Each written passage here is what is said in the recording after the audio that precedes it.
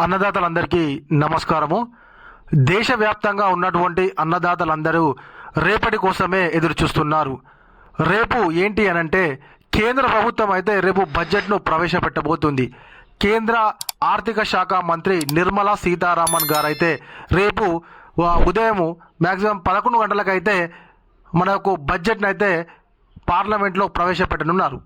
అందులోనైతే వ్యవసాయ శాఖకు కొంచెం అధికమైనటువంటి కేటాయింపులే ఉంటాయి కావచ్చు అని చెప్పేసి అన్నదాతలు అయితే ఎదురు చూస్తున్నారు.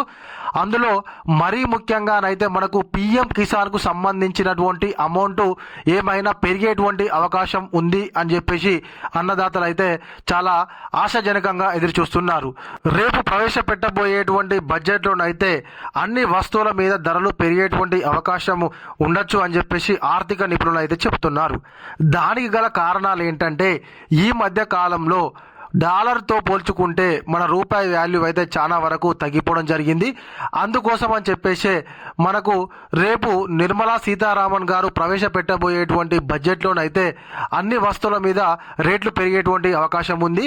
అయితే మనకు 2023-24 జీడిపి చూసుకున్నట్లయితే అంత పెద్ద ఆశాజనకంగా లేదు. కాబట్టి రేపు ప్రవేశపెట్టబోయేటువంటి 2025-26 బడ్జెట్లోనైతే మనకు జీడిపి పెరిగేటువంటి విధంగా తలసరి ఆదాయం ఏదైతే ఉందో అది కూడా పెరిగేటువంటి విధంగానైతే మనకు బడ్జెట్లు ప్రవేశపెట్టేటువంటి అవకాశం ఉన్నట్టుగా కనపడుతుంది. కాబట్టి మనకు ముఖ్యంగా వ్యవసాయ రంగానికైతే ఎక్కువ కేటాయింపులు ఉండొచ్చు అని చెప్పేసి అన్నదాతలు ఎదురు చూస్తున్నారు. ఈ యొక్క బడ్జెట్ ఖచ్చితంగా సామాన్యులకు అనుకూలంగానే వస్తుందని చెప్పేసి వెయిట్ చేస్తున్నారు.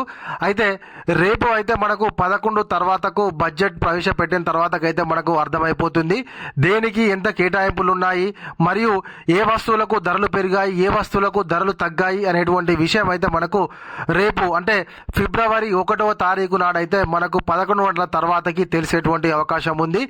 వస్తువుల మీద అయితే ధరలు పెరుగుతాయి, కొన్నిటి మీద అయితే ధరలు తగ్గుతాయి.